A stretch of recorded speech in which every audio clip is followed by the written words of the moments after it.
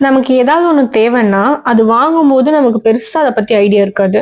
ஆனா வாங்குனப்போ, இது இப்படி இருந்தா நல்லா இருந்திருக்கும், அப்படி இருந்தா நல்லா இருக்கும்னு 1008 ஐடியா வந்திருக்கும்.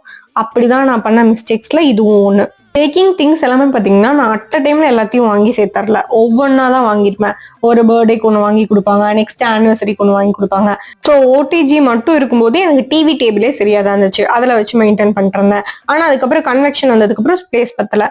அதுக்காகவே வந்து நாங்களே டிசைன் பண்ணதுதான் இந்த பேக்கிங் யூனிட். அப்பவும் கொஞ்சம் நல்ல பட்ஜெட் பிளான் பண்ணியிருந்தா ஸ்டெயின்லெஸ் ஸ்டீல் வச்சு லைஃப் லாங் இருக்க மாதிரி போயிருக்கலாம். பட் அப்பவும் நாங்க பட்ஜெட் கன்ஸ்டன்ட்னால வுட் தான் போனோம். வுட்ல வந்து நாங்க சொல்லி தான் வாங்கணும், எங்களுக்கு வந்து வெயிட் வைக்கணும், அதுக்கு தகுந்த மாதிரி வேணும்னு.